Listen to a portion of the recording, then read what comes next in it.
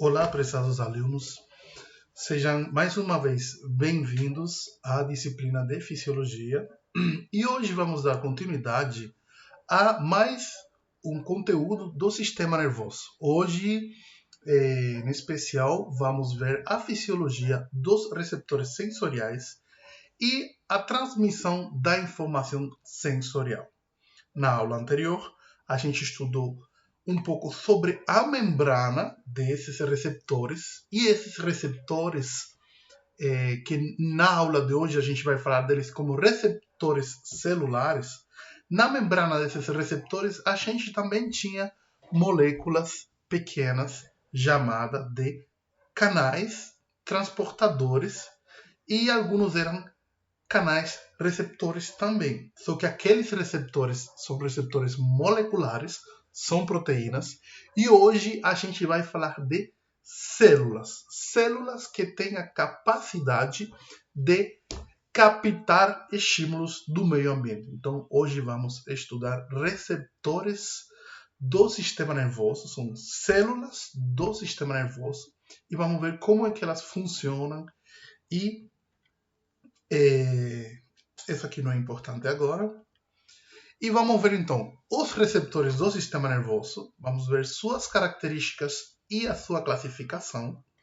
Vamos definir o que é um estímulo. Vamos ver as propriedades dos estímulos e que propriedades são discriminadas de um estímulo pelo sistema nervoso. Ou seja, o que o sistema nervoso é capaz de discriminar desse estímulo que ele recebe. E vamos ver os tipos de receptores de acordo com a geração de potenciais de ação. Na aula anterior, a gente também viu o que era um potencial de ação e quais eram suas partes, aquele gráfico, quais eram suas partes, por que esse gráfico tinha essa forma. E hoje a gente vai continuar integrando esses conteúdos da aula anterior. O objetivo geral da nossa aula de hoje é que vocês sejam capazes de descrever esses receptores celulares do sistema nervoso, considerando suas capacidades para codificação da informação sensorial. Os objetivos específicos a nível de conhecimento, ou seja, no fim dessa aula hoje, desse vídeo, vocês têm que ser capazes de classificar os receptores do sistema nervoso a partir de suas características no processo de recepção, transdução e transmissão da informação sensorial. Vocês devem ser capazes de descrever como os receptores celulares do sistema nervoso são capazes de discriminar e informar as propriedades dos estímulos que estes recebem. Informar para quem? Informar para o córtex, informar para os sistemas nervosos superiores de controle. E terceiro, classificar os tipos de receptores de acordo à forma em que eles geram os potenciais de ação. Vocês vão ver que vamos ver vários receptores e eles têm uma forma diferente, cada um, de gerar potenciais de ação, de gerar impulsos nervosos.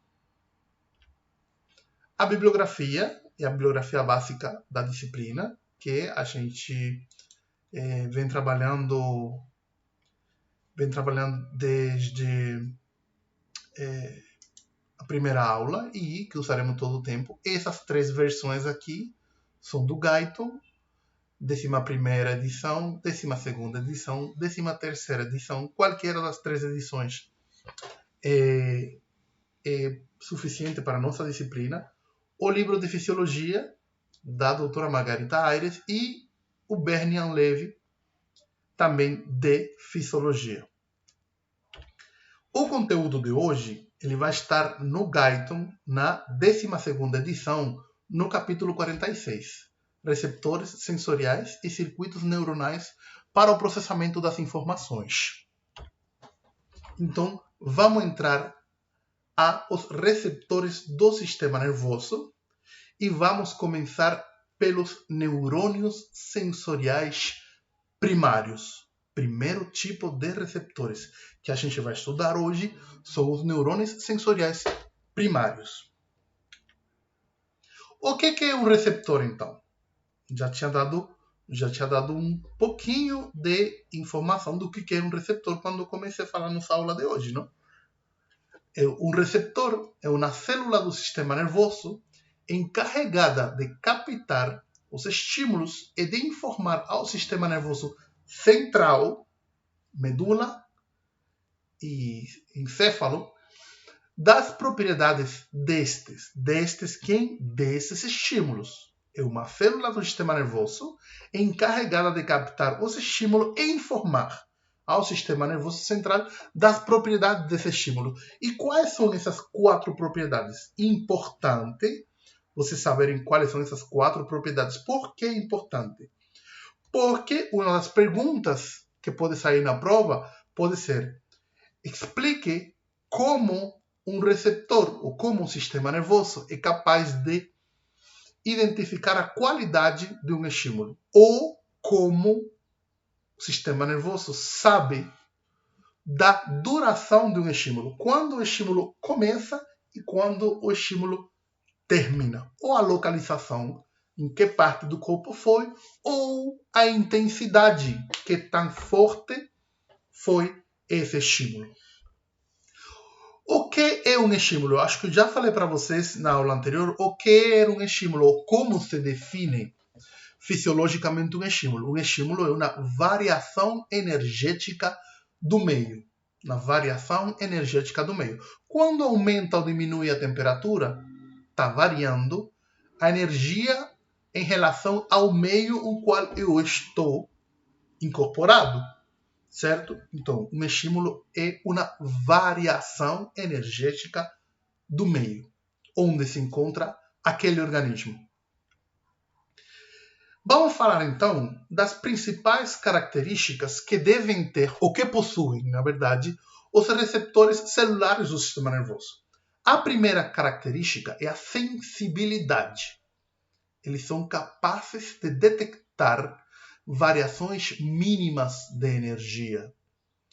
Você pode ser capaz de detectar, por exemplo, quando alguém acaricia você com uma pena, ou quando alguém assopra levemente sua pele, certo? Aquelas carícias bem leves. Seus olhos são capazes de identificar variações mínimas de luz. O ouvido, mesmo que vocês não acreditem, talvez não em humanos seja tão evidente, ou pelo menos não no humano atual, o ouvido era capaz de captar sons bem pequenos. Já em animais como cachorros, gatos, lobos, tem um ouvido bem mais aguzado, não? Eles conseguem detectar variações mínimas, mas os receptores são capazes sim de captar. E eles têm a capacidade de amplificação da energia. Ou seja, essa sensibilidade ela é reforçada pela capacidade que eles têm de amplificar a energia. O exemplo clássico de amplificação de energia é a capacidade que tem um receptor ocular de amplificar um fóton de luz vermelha e converter isso em uma energia bem maior. A energia de um fóton é 3 vezes 10 a elevado a menos 19. Isso seria algo como energia igual a 0,00019 zeros e depois um 3. E essa energia ela é convertida em energia elétrica, que seria igual a 5 vezes 10 elevado a menos 4. Seria 0,00005. Ou seja, 5 zeros e um 5. Vejam, de 0, menos 19 a 0, menos 5. Parece um número pequeno, mas a variação é enorme. A capacidade de amplificação dessa energia, desse pequeno feixe de luz que o olho captou, que esse receptor ocular captou, ele consegue gerar uma energia elétrica bem maior do que esse fóton. Ou seja, ele amplificou essa energia.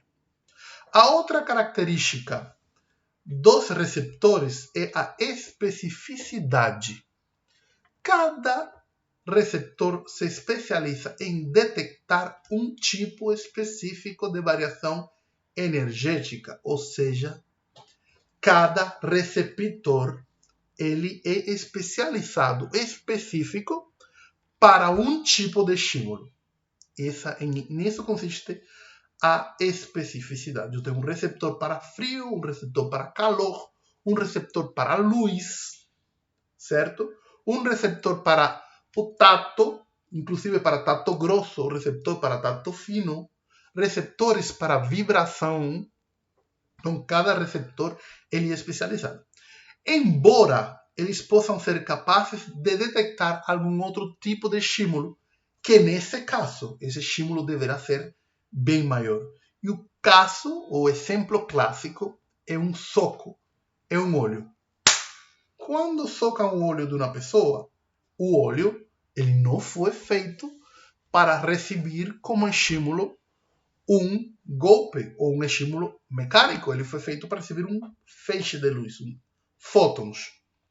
Quando dá um soco no olho, esses receptores continuam a mandar informações para o cérebro, informações que não são específicas do que eles estão acostumados, e o olho vai fazer como que seu sistema nervoso central faça como se você estivesse vendo luzes. E é literalmente essa luzinha de um estímulo que não seria o adequado, mas que, como teve uma energia muito elevada, um estímulo maior, ele faz com que apareçam respostas.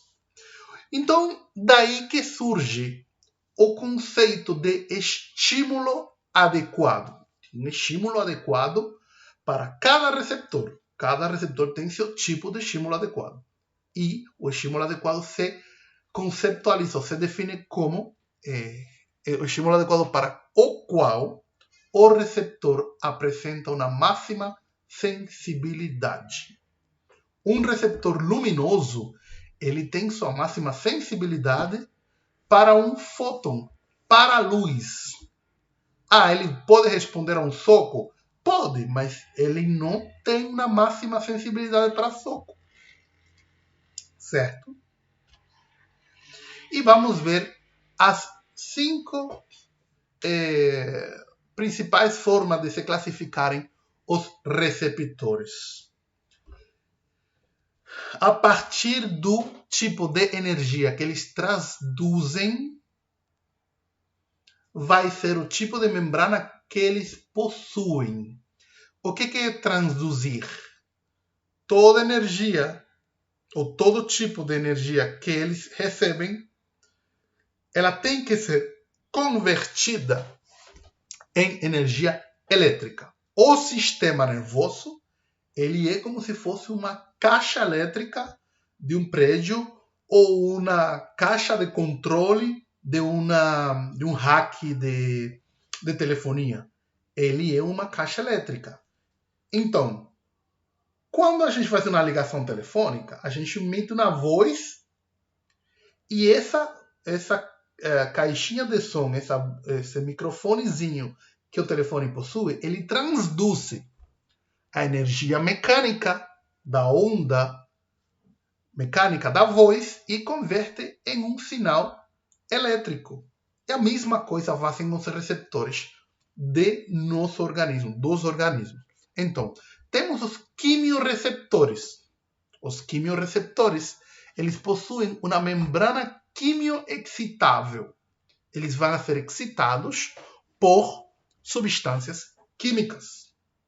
E vai ter uma parte dessa membrana que responde quimicamente e já o resto dessa membrana ela é elétrica. A gente vai ver isso daqui a pouquinho.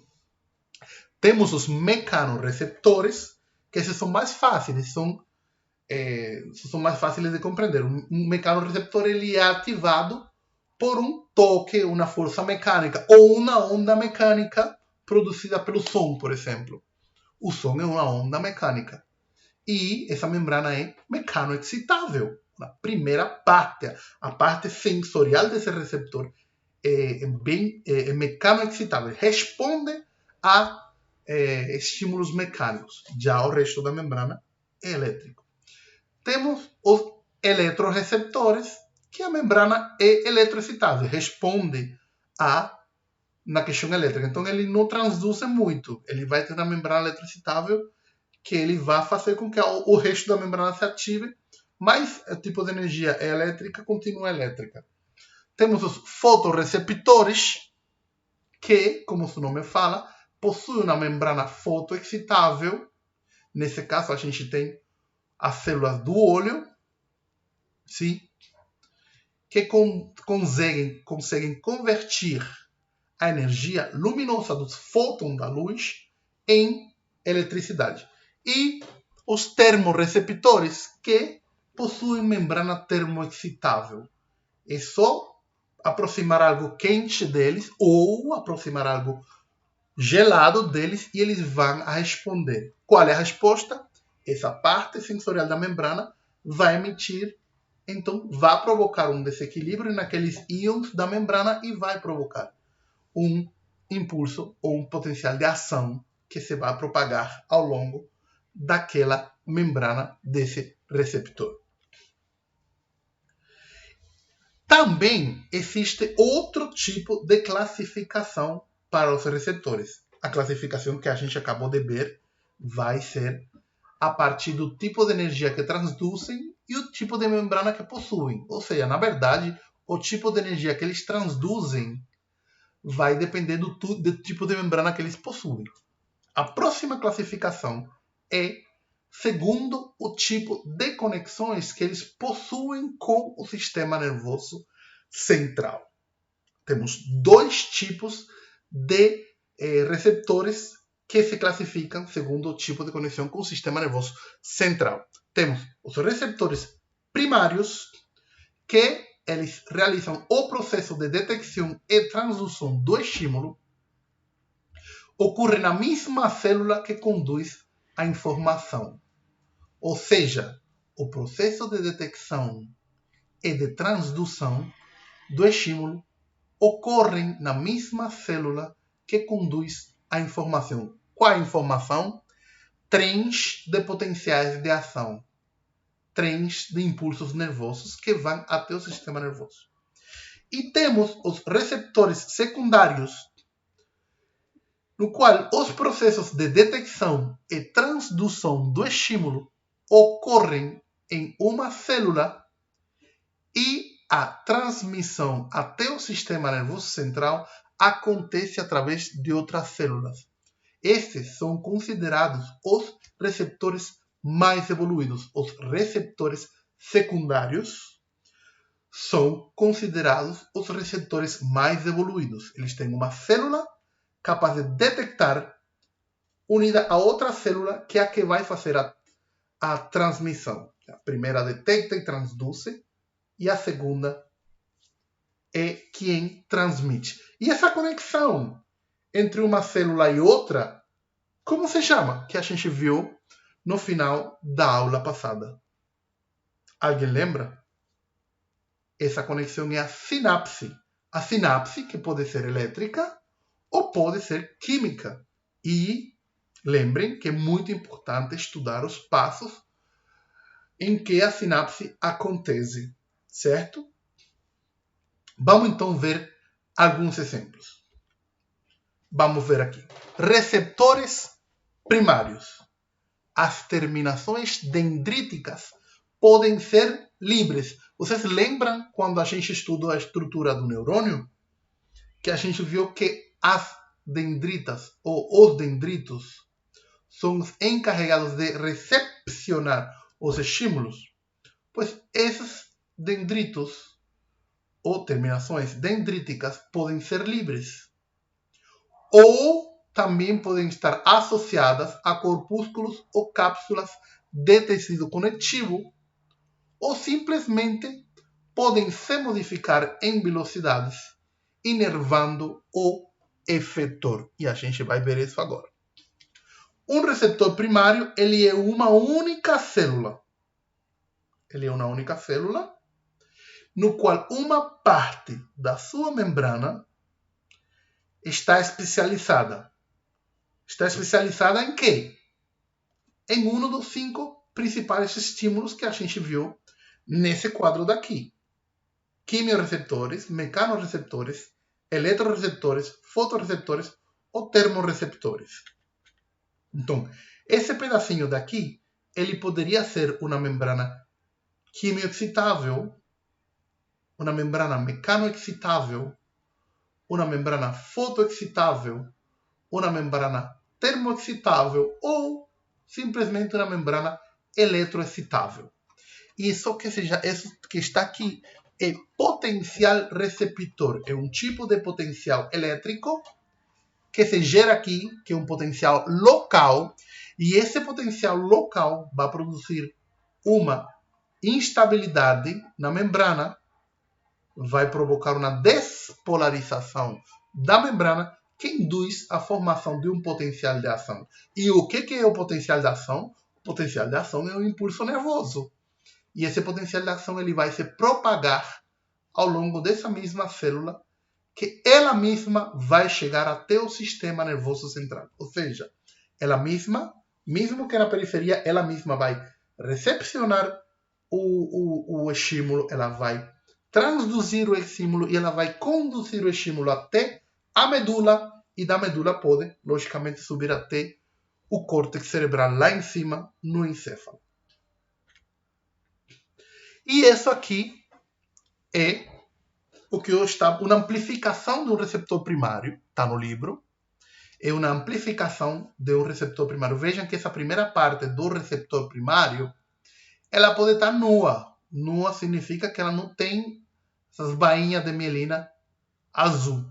Essa é uma parte que é especializada na recepção de o estímulo. Essa parte daqui ela poderia ser ou quimioexcitável, ou mecanoexcitável, ou fotoexcitável, ou termoexcitável, ou eletroexcitável. E quando essa parte aqui recebe o estímulo, o que eu expliquei para você na aula anterior que acontecia? Uma inversão das cargas. Vocês lembram que eu falei que sempre a carga da cara interna do neurônio, da célula neuronal, ela está carregada negativamente e a cara externa positivamente. Esse estímulo, nesse ponto, induz uma deformação, uma inversão das cargas, uma despolarização da membrana, e então essa despolarização que se produz é a que vai induzir a formação ou disparo de um potencial de ação já na área contígua, na área do lado. E esse potencial de ação ele vai se transmitir ao longo desse dendrito até chegar ao corpo do neurônio, ou pode ser, inclusive, depois no axônio. E quais serão as características do potencial de ação? Vocês lembram da aula anterior? O potencial de ação tinha propriedades. Qual era a propriedade? Primeiro, que ele possui um limiar e ele cumpre com a lei de tudo ou nada. Ou essa energia que está aqui é suficiente para fazer ele disparar, ou não é suficiente.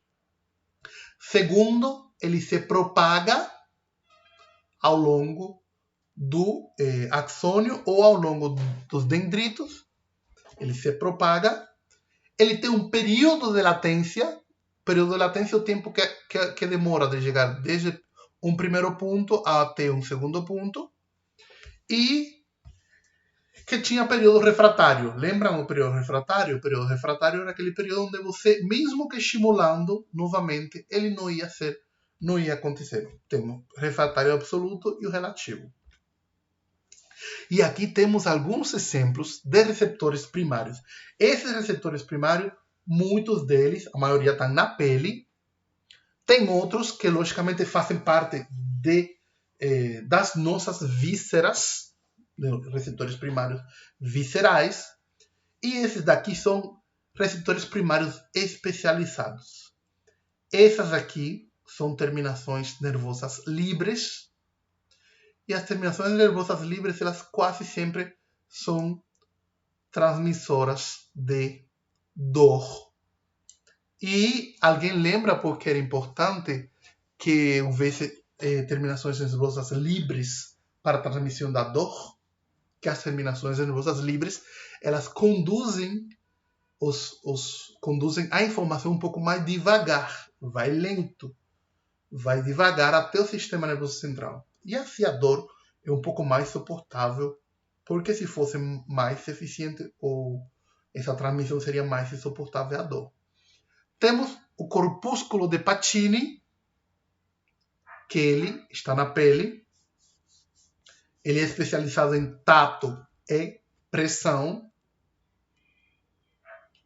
Temos o órgão terminal de Ruffini, encarregado das vibrações. Temos o corpúsculo de Menchner, que também é encarregado do tato e da pressão. E temos o corpúsculo de Krause, que ele é encarregado de frio. Gente, isso que vocês veem aqui é uma única célula, tá? É uma única célula neuronal.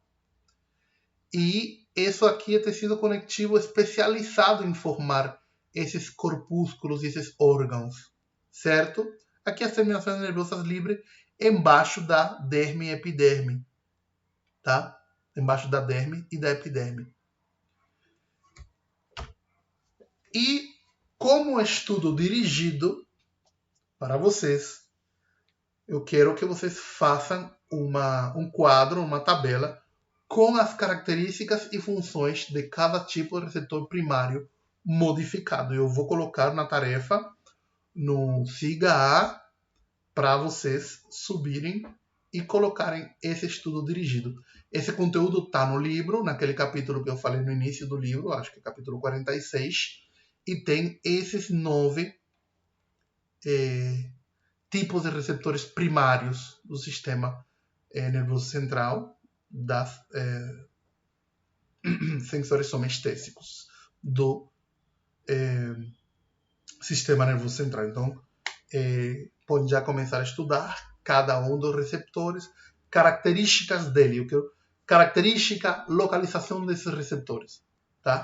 Características, funções e a localização desses receptores. Beleza? Desejo sorte aí nesse trabalho e vamos tirar uma boa nota, certo? Vou aguardar esse trabalho no SIGA. Então vamos ver os receptores secundários. Primeiro, está situado na célula receptora e depois um neurônio sensorial primário. Isso aqui são 2 células. Essa célula é a encarregada de recepcionar o estímulo, gerar um potencial de ação, transduzir essa energia, que poderia ser mecânica para elétrica, e acontece aqui nessa fenda uma sinapse. Nesse caso aqui, uma sinapse química. Vejam uma fenda, estudem as características da sinapse, e essa segunda célula tem um potencial chamado potencial gerador, potencial que se gera aqui como resposta a essa sinapse, e esse potencial gerador induz um potencial de ação até o sistema nervoso central. Vejam que aqui são 2 células. Eu poderia ter colocado aqui um outro núcleo.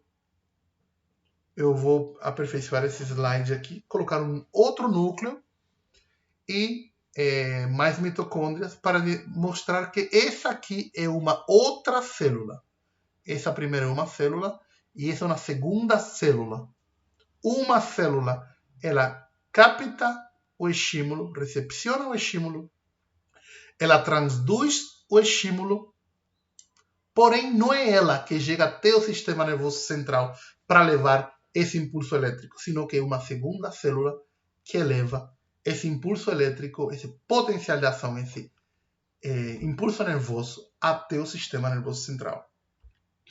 E os receptores secundários são esses clássicos daqui. Esses clássicos não, esses principais daqui. Temos os receptores secundários do olfato, os do paladar, os da visão e os da audição. Olfato, visão, paladar e audição. E desde já eu vou adiantando que sobre esses 4 sistemas, sobre esses 4 sentidos, desses 4 órgãos dos sentidos, vamos ter um seminário que vocês irão apresentar para mim em forma de vídeo. A gente vai dividir essas 4, vamos entregar a cada um de vocês um tipo de sentido, olfato, visão, paladar, audição. Cada um de vocês vai gravar um áudio, vai gravar um vídeo da fisiologia desse tipo de estímulo sensorial, desse estímulo de sentido sensorial, órgão do sentido. Então, vamos ver aqui. A gente vê aqui que temos uma parte onde estão essas células receptoras, no caso do olfato, e depois essas células vão a esses núcleos daqui, e nesses núcleos outras células, outros neurônios que estão aqui, são os encarregados de levar essa informação até o sistema nervoso central. Aqui temos a célula receptora, ela é capaz de captar o estímulo, transduzir esse estímulo a uma corrente elétrica e depois aqui é outra célula a que leva essa informação até o sistema nervoso central. Na visão acontece a mesma coisa.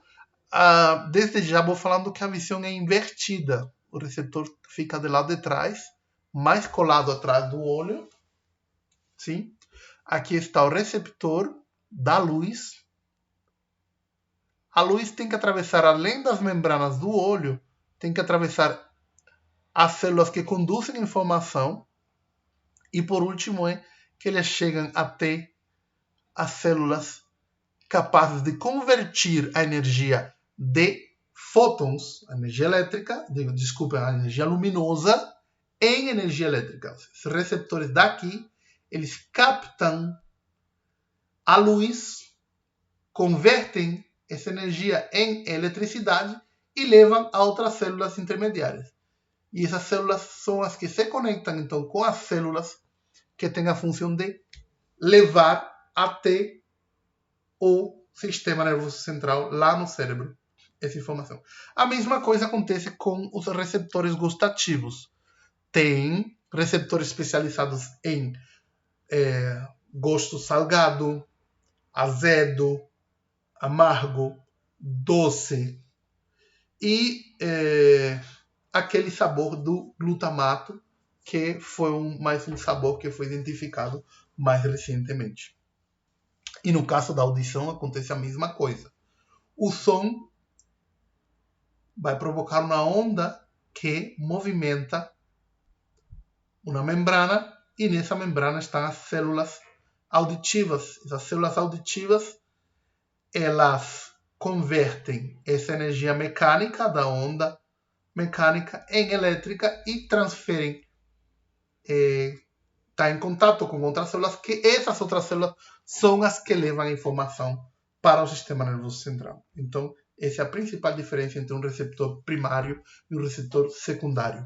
O receptor primário, ele capta o estímulo, ele transduz a energia de um tipo a elétrica e ele mesmo chega até o sistema nervoso central, medula, para levar essa informação. Já o receptor secundário tem uma célula especializada em recepcionar, transduzir, e a outra célula é quem leva o impulso depois de acontecer uma sinapse, que pode ser química ou elétrica.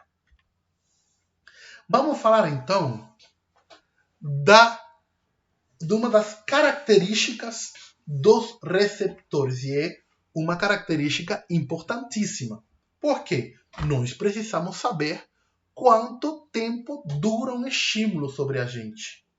Mesmo que de forma inconsciente, nosso organismo precisa saber quanto tempo está durando um estímulo. Quanto tempo eu estou sendo beliscado, quanto tempo eu estou sendo queimado, quanto tempo estou sendo espetado, certo? Então, esses receptores, tanto da pele quanto os secundários, eles precisam informar para o sistema nervoso central quanto tempo dura um estímulo. E a partir daí, temos receptores que recebem nomes pela forma em que eles conduzem esse estímulo, conduzem essa informação recebida desse estímulo e adaptabilidade deles. Temos os receptores fásico-on. Tem um estímulo. Vamos ver assim. Esse gráfico aqui representa um estímulo. Que tempo que dura um estímulo? O estímulo vai desde esse tempo até esse tempo 2. Um receptor fásico-on, ele apenas vai informar quando esse estímulo começa. Ele nunca vai informar quando esse estímulo termina. Mas, calma. Quando você está sendo estimulado em algum ponto, não está sendo estimulado apenas um único receptor, senão que estão sendo estimuladas populações de receptores onde todos não são iguais, onde todos não codificam da mesma forma. O que o sistema nervoso central faz é integrar esse conjunto de informações que recebe de todos os receptores que estão sendo estimulados. Então, eu posso ter nessa região uma população de receptores que apenas informam quando começa o estímulo. E aqui eu tenho o potencial receptor e o potencial, os trens. Cada palitinho desse é um potencial de ação que se gera, é um impulso nervoso que se gera. Então, esse receptor fásico-on, ele só vai informar quando começa o estímulo. Temos também receptores fásicos on-off. Significa, o estímulo começa aqui, o estímulo termina aqui. Ele vai produzir potenciais de ação no início, vai ter um silêncio e vai provocar potenciais de ação no final do estímulo. E esses são maravilhosos, porque eles vão informar o início e o fim desse estímulo, de forma bem marcada. Mas, onde vai ter esse, também vai ter esses aqui. Então, esse daqui marca o início, reforça o início junto com esse. Mesmo que ele não marque o final, quem marca o final é esse daqui. Mas temos mais, temos outro tipo de receptores. Temos receptores de baixa velocidade de adaptação, que os anteriores se adaptam muito rápido. Eles se adaptam rapidinho, eles marcam o início e esse daqui marca o final. Adaptação significa que não vai gerar potenciais de ação durante a duração do estímulo. Já os de baixa velocidade de adaptação, aqui começa o estímulo, aqui termina o estímulo, aqui ele começa a marcar o receptor tônico. Ele começa a marcar desde o início e até o final do estímulo. Ele vai estar gerando potenciais de ação. São trens de potenciais de ação. Ou seja, ele vai estar mandando o impulso nervoso desde o início até o fim da retirada do estímulo. Começou o estímulo, ele começa a marcar, mandar impulso nervoso até o estímulo acabar. Esse é um receptor tônico. E um receptor fásico-tônico. O receptor fásico-tônico começa o estímulo e ele começa a mandar muitos impulsos nervosos, mas ele vai depois mandando um pouco menos, até marcar o ponto final. Mas lembrem, nesse ponto que eu vou estar estimulando, eu vou ter todas as populações de receptores. Então, o cérebro ele vai integrar a informação de um receptor fásico on-off, de um receptor tônico, de um receptor fásico-tônico, de um não, de populações. Então, vou ter milhares e milhares de receptores informando ao mesmo tempo. Um monte de, vamos dizer assim, um monte de fofoqueiro informando sobre a mesma coisa. E o sistema nervoso central, lá em cima no encéfalo, ele tem que discernir, então, a duração foi tal. Porque esses aqui informaram nisso, esses daqui informaram. Quando integra essa informação, o sistema nervoso central, ele sabe quando começou o estímulo e quando terminou o estímulo. E temos um tipo de receptor muito peculiar ele, que é um receptor fásico-tônico hiperpolarizante. Que significa, quando ele gera potenciais de ação, que ele começa produzindo bastante potencial de ação, depois começa a diminuir, ele está despolarizando a membrana, gente. Que significa, quando se produz um potencial de ação, ele despolariza a membrana. As cargas negativas que estavam dentro vão para fora e as positivas de fora ficam dentro. Ou seja, não é que vão e voltam, senão que a carga neta fica invertida. E em um momento, ao final, ele faz o contrário. Ele hiperpolariza a membrana, mas ele hiperpolariza, ao invés de levar a menos 70, lembrem que menos 70 é o valor mais ou menos aproximado de potencial de ação da membrana, do potencial do equilíbrio da membrana, do equilíbrio iônico-celular. Ele, ao levar a menos 70, ele leva, por exemplo, a menos 90. Ele reforça muito mais as cargas positivas, negativas dentro e positivas fora, e ele dá um silêncio. E depois ele volta a ter uma atividade espontânea não tão apertada como aqui, sendo um pouco mais espaçada. Então, até aqui a gente viu a codificação da duração de um estímulo, que está demarcada, o que é demarcada, o que é definida, pela integração que o sistema nervoso central faz a partir desses 5 tipos de receptores de duração do estímulo.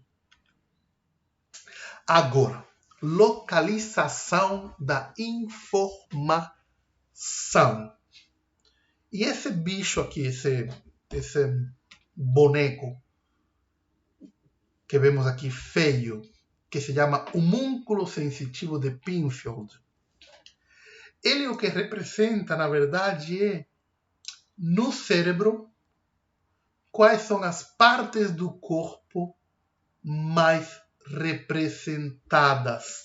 Isso quer dizer que as nossas partes mais sensíveis, mais capazes de receber estímulo, de discernir estímulo, de saber como são os estímulos, são as mãos, a boca, um pouco da face, sim? E as menos representadas pois, são os pés, as pernas, o tronco, as costas. O antebraço é muito pouco discernitivo. Vejam o tamanho das mãos. Olha o tamanho da boca, a língua e a cara. Então, esse homúnculo sensitivo de Penfield não é mais do que um tipo de caricatura, um tipo de representatividade de quais partes do soma, sim? Da nossa pele, de nosso organismo, é a que mais representação tem no sistema nervoso. Então, essa codificação da localização, ela é fácil de explicar por quê. Um receptor da minha mão, ele vai ir até o sistema nervoso central, até meu cérebro, e ele vai estar representado em uma parte do cérebro. Um receptor da boca, ele vai estar representado em outra parte do cérebro. Vemos aqui, se fazemos um corte, sim? Um corte frontal do cérebro, a gente vê o cérebro assim dessa forma. Vejam que cada região do corpo está representada em uma parte da corteza, do córtex, Vejam o rosto, a face, como ela está grandemente ocupando uma grande parte do córtex cerebral. Vejam a mão. Já o antebraço, tronco, as pernas, os pés, tá? Os genitais, tem uma parte menos representativa em comparação com a face, certo? E a mão. Vejam que grande parte é mão, grande parte é a face, o rosto, e já outras partes que são bem maiores em comparação com a mão. Olha o tronco. Se a gente compara o tamanho do tronco com o tamanho da mão, vejam que o tronco, na vida real, ou seja, no que se vê fenotipicamente na pessoa, as mãos são menores que o tronco.